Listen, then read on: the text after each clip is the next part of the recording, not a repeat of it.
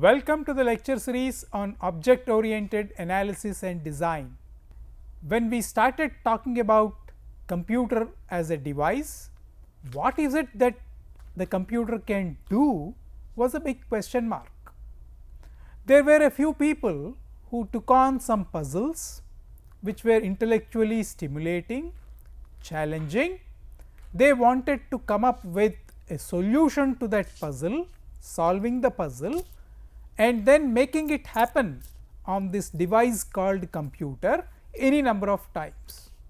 We have had several such puzzles which were keeping many people stimulated, and it was a challenge to solve that puzzle as a step by step sequence, push it onto this machine, make the machine do this step by step processing until the puzzle is solved.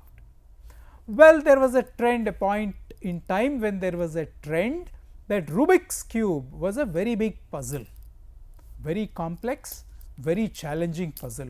Perhaps in the recent times, last 3-4 decades, there was no such complex puzzle that many people attempted. It was a very good puzzle and many people have attempted it.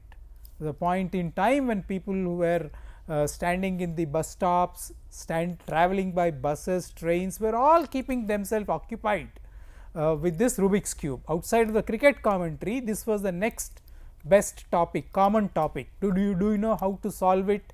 Do you know how to make that cube happen? And then if one side is tallying, you get some good progress. Like that, we have to solve all the 8 sides of the cube and then the puzzle is solved. With a big challenge, a lot of people were trying too many combinatorics until one day in a leading magazine, monthly magazine, they produced a sequence of steps which will solve that problem anytime, anywhere, by anybody. So, the problem is no more occupying the time of a person, it is the steps.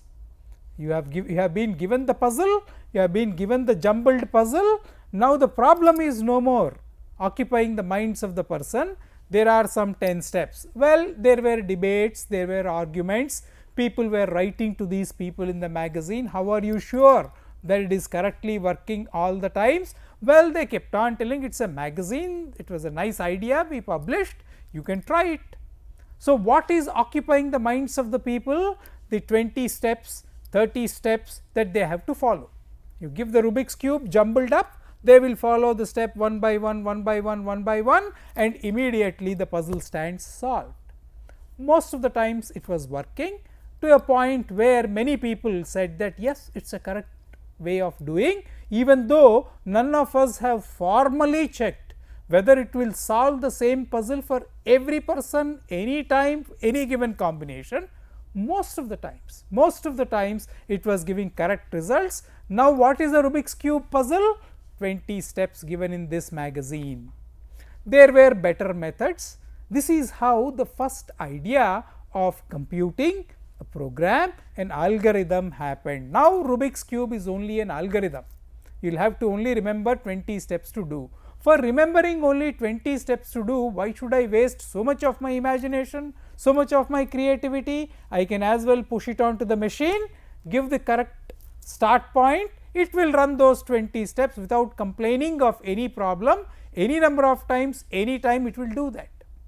So, now we know why computing has become such a useful device, so that we can, once everything is expressed as this set of steps, the problem is no more visible, the solution automatically whatever comes will happen. All of us are focused on the 20 or 30 steps which we are going to do to make sure that any time this puzzle is given, it will be solved. You may argue that the charm in the puzzle is no more there, because lot of people in India are capable of remembering 30 steps, 40 steps, 50 steps. We are very good on our memory, excellent memory, even though it is not called by rote, we are exceedingly good on memory. So, we all of us know the 30 steps just like that, just follow step by step, it will go ahead. Has it taken away the charm of the puzzle? We are not there to comment on it. However, in theory, it is such a nice complex puzzle that has occupied the imagination of so many people, suddenly becomes a solution, saying that you just make these 30 steps happen, even the machine can do that. Like that there are several things. So, the idea of puzzle, a solution expressed as steps pushed onto the machine, and the machine doing those 20 steps without any concern, was a nice idea in the beginning when computers were coming in, when algorithm was happening. Then came the next concern, are there any problems which also fit into this way of using this machine? The problem will vanish, the solutions will come, the people need not be occupied with problems anymore, the puzzle has vanished, the problem will vanish. We are not talking about problems, we are not talking about the solutions, because by and large if these steps are being carried out by the machine, it will keep on doing it. Why should we worry about it? Then I can concentrate on taking bigger problems, more complex ideas. So, that is why computers began to become synonymous with problem solving. There is a problem, you have to find a solution. Most of the times we think that this problem, when expressed like in mathematics, ideally expressed in mathematics, will automatically give you those 20 steps, if not today, tomorrow, if not tomorrow, day after tomorrow. Some problems are difficult, some problems are very easy, we can simply solve the problem by inspection. So, the idea of problem solving, algorithm, computer began to become more and more focused and more purposeful than simply solving puzzles for keeping ourselves occupied with an intellectually stimulating exercise. Even this is an intellectually stimulating exercise, but now this machine has a purpose. You have defined a problem, you have arrived at a solution, and then you converted it into an algorithm, pushed it on the machine, it is working and working well. That problem has vanished, the solution has been done once, twice, thrice, 4 times, 50 times it worked, most likely 51st time also it will work. If it is not such a very critical problem, if there are 1 or 2 errors here and there, we can always step in and manage. There will be a few people who will know how that solution is working on the machine. When there is an error, we will jump in and solve the problem. However, what is the primary requirement here? The problem must be specified in a manner where we like to specify those mathematical problems, those scientific problems. Then we have a fantastic language, we have a series of equations, we have so many things helping us, and all of us understand what we are doing, because all of us are good in mathematics. We know the same symbols, we know the same way of expression, we know that this exactly means this, E is equal to mc square means only this, it does not mean anything more, anything less.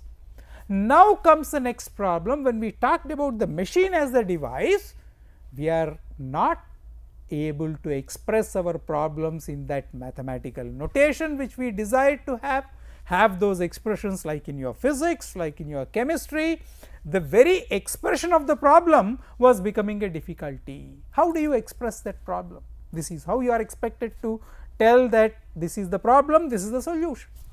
Therefore, we started saying that for the purpose of the machine, we have to somehow capture everything in a language which the machine understands. The machine understands only zeros and ones. You may argue that the usage of the term understand is also questionable. The machine can work with a set of symbols. Those symbols in the case of computing are 0 and 1. Whatever you do above this, you please find a mechanism, you please find a methodology of making everything appear as zeros and ones and push it into this machine. That machine, the circuit will understand that if a 0 comes here, 1 comes here, this is the action that has to be done. Your problem is over, your solution keeps on coming, you need not be there, or in other words, you can do more complex problems in your mind, in your environment, happen in a manner where they can be solved by a machine. It becomes more purposeful. What is it that we are writing therefore is not exactly a solution, but a program. which will do all this. Whatever we have discussed so far is now becoming a program. We will find out how to express that program as we go along, but we should first understand that this is what we have been doing. Now, this particular program has a start, has an end. We will give the machine, we will give all the supporting ways of managing all the program into zeros and ones, everything is given. You please think of a problem that is business oriented, that when solved fetches you some money.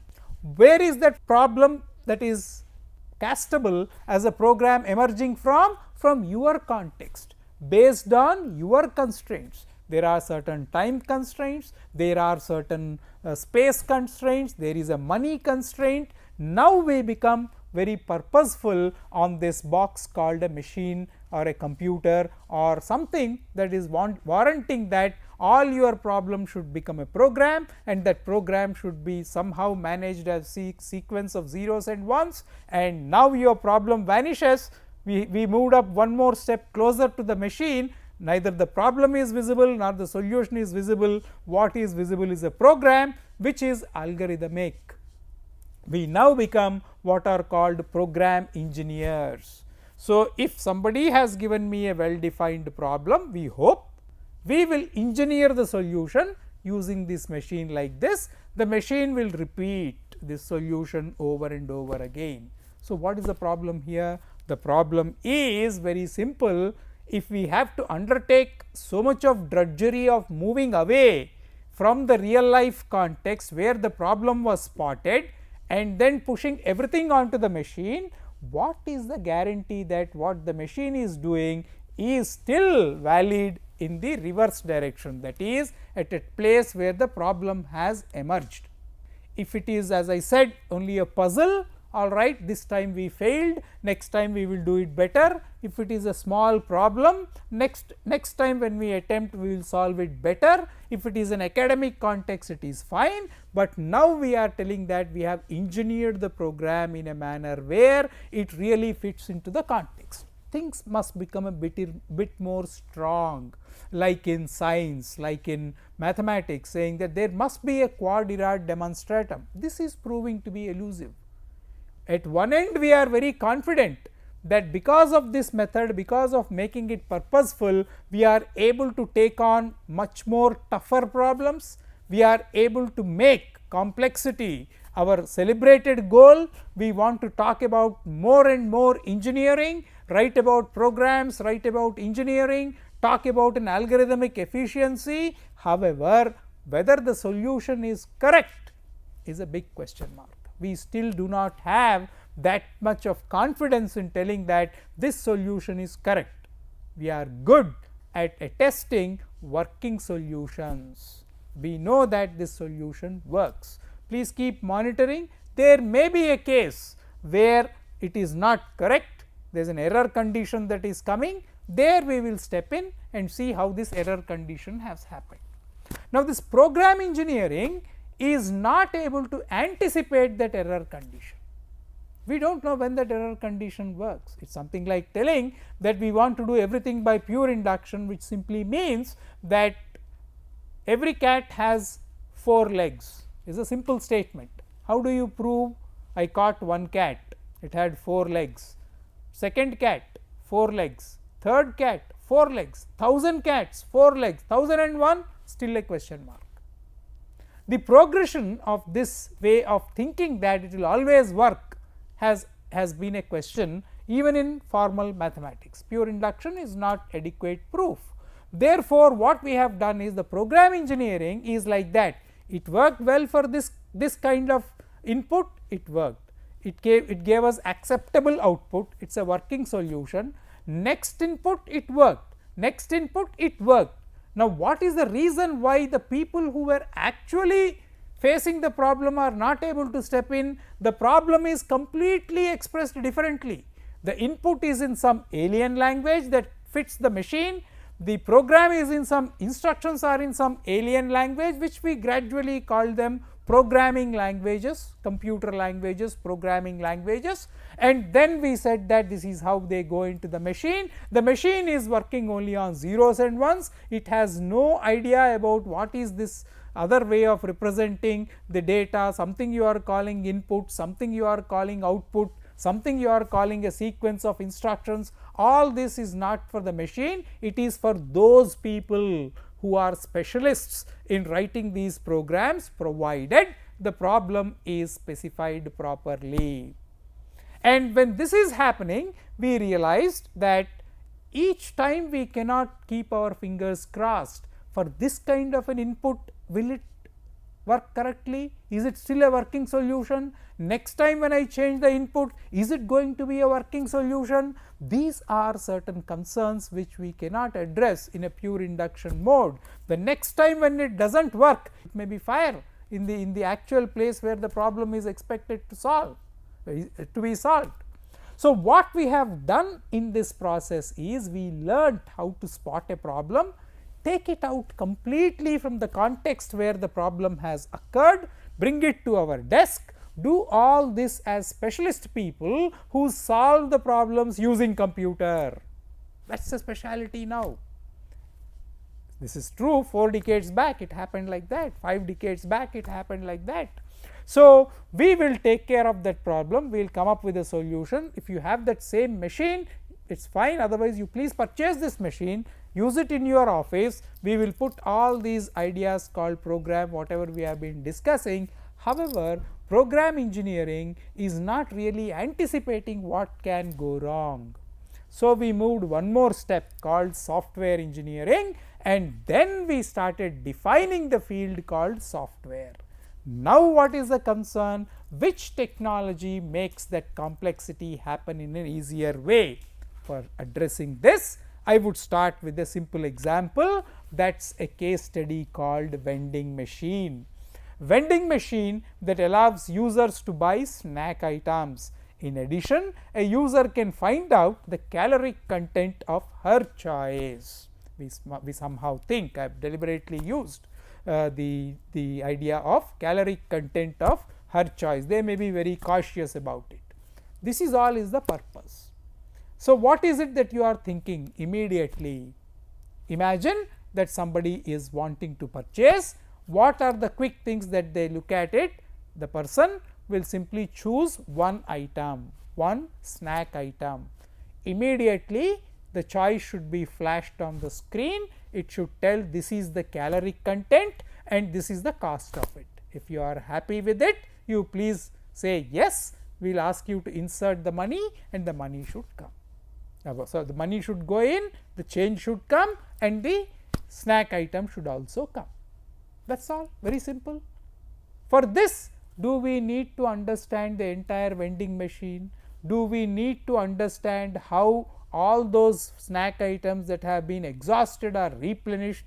Where will it come from? Where will it go? As far as the user is concerned, if it does this to the satisfaction of the choices made, then there is no problem at all. However, all of us know that this vending machine is not making these snack items from within. They have to come from outside, they will have to find a way of putting them properly in the slot, they should know how to maintain the circuitry. But what is the difference? The difference is the problem is exactly as the user is thinking. That is the first significant progress we made in making computerization happen. The user is coming to the machine with exactly the same problem. These are the snack items, I want to choose one snack item, it should tell me what is the calorific content, what is the cost, I will put the money. If I am choosing that, it should give me that, it should slide, the chosen snack item should slide out, the change should come. Exactly what the user's problem is. In the earlier attempt of your puzzle solving or problem solving, program engineering or even software engineering, our focus has been to bring all this outside of the context where the problem has occurred. The people who are really slogging to solve the problem are now not in the picture, everything is on our desks. the specialists, the specialist programmers, the specialist softwares, we are software engineers, we are talking the way in which it should be somehow expressed in a manner where it goes into the machine and the machine is dominating. As long as this machine which we have made is there and the command lines and the sequences which we taught the user to use, he is using it, then he will be satisfied with whatever is the solution that is coming. But the fellow who has actually faced the problem is not seeing the problem like he was seeing earlier. The problem vanished in a different sense. It might not be solved completely, but the problem is no more sitting on the top of the user. Like what I said, the Rubik's cube puzzle is no more sitting on the top of our heads. It is only 30 steps which I have to follow and I will get the solution. It is something like saying that we have completely gotten immersed in a sequence of instructions which we follow, and if we are following this sequence of instructions, whatever comes out of it is correct. Now we made it a bit more tangible to us. We can understand what we want in a way in which we are thinking, and we can verify it for ourselves. What I wanted came. It is not cast in some other method, some other data to come.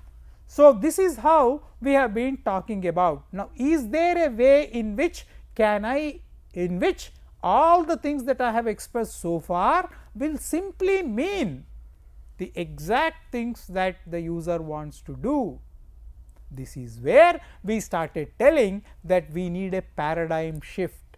Earlier on, what we were doing is focus on the functionality. The problem is there, what are the steps necessary to solve the problem?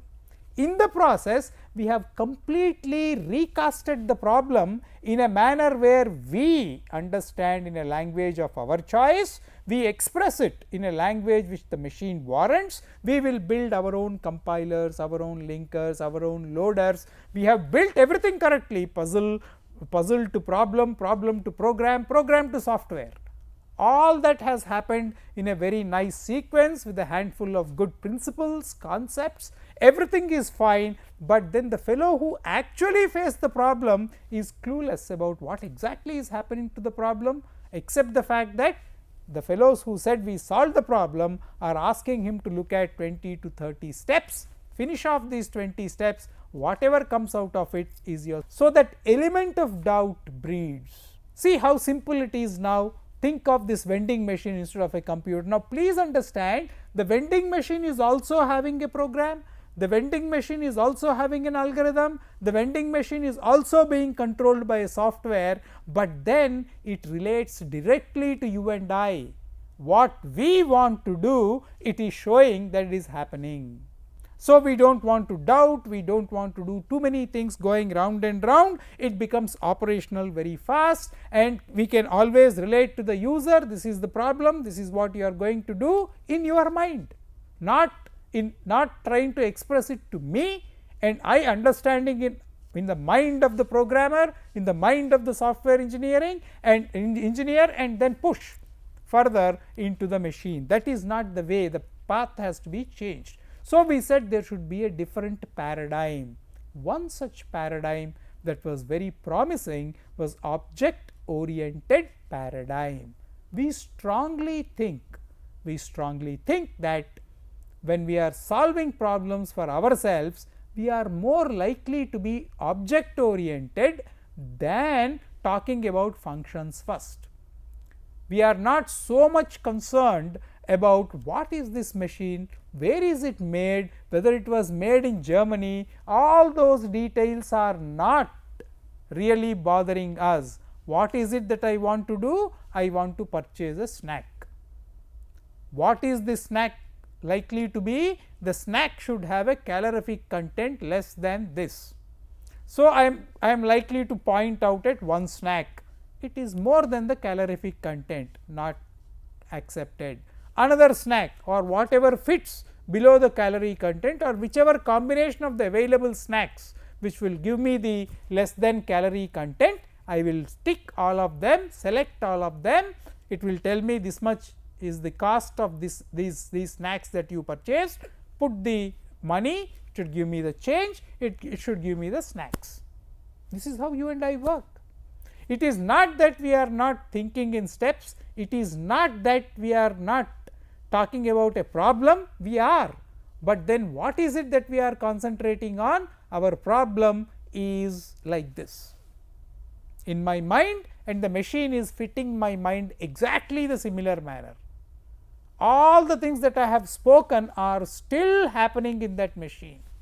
We will have to find out where it comes, how to load, how to make sure, how to take the log, how to take the inventory, how to make the accounting happen, how to make the auditing happen. Everything is happening in that machine, but no user needs to know all this. They need not even go away from their mind model of doing what they want to do. That is the time when the human and the machine are in sync with one another, synchronizing with one another, and there is a seamless progression. This we think is essential in what we called automation, computerization to automation. This is how we have been talking about. User can find out on his or her choice.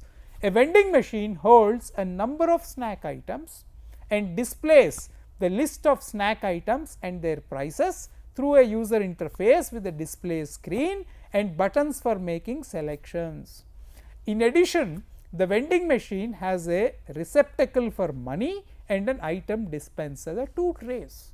In one tray you put money, another tray you put dispenser. Now, you please understand that it is no more the simple machine where there was only some electronic circuit, there is only a microprocessor, everything is a VLSI chip. It is not like that. Now, the machine is having some mechanical wheels, it is interdisciplinary, it is putting together so many things, the materials, the tray. Now, the user need not know all these things. So, these are some simple beginnings of complexity happening through the demands of an automation, not necessarily computerization only. So, the tray is made differently, the tray should come. See what happens, you have a printer. These days the printers are coming with closed trays. It will come with a nice tray opener, a projection. Once you say, once the printing starts, the projection starts and the paper is held very nicely. These are not open tray kind of things where the paper is simply put, switch on and everything is working. In addition, the vending machine has a receptacle for money and an item dispenser. So, please understand that computer as a device is not appearing as that device anymore. It is a conglomeration of ideas, it is a conglomeration of things, moving parts which were so synonymous in other engineering disciplines. When we talked about design happening, we talked about design from those disciplines because the material will tell. All of us thrive on solving problems because we have a material instinct. We have a contact with the material. This mouse which is placed here is telling me that to catch this mouse there is no point in doing this. That dialogue with this material is absolutely essential. It is not so visible in the old world model of structured programming, where the machine was telling that it just please follow 30 instructions, whatever comes out of it you please take it. Nobody can tell me that you please move your right hand by 7.5 degrees and then bring it down by 5 centimeters, then place your hand like this to collect the mouse. It should be just like that. I see the mouse, I know where it is, I can judge for myself, I can collect the mouse and keep it here. We cannot give that kind of a detail of a set of instructions just to solve this problem called catching the mouse. It is true that right now my problem is to catch the mouse. It is a problem. There is a solution, but in what detail am I thinking? Even though I am following all that calculations, I do not want to think that I am following all those calculations, all those algorithms like a robo. I am not doing it. I just solve the problem. That is all. It should be that natural. Then we understand that yes, we are doing that kind of an automation. We will see you in the next session. Thank you.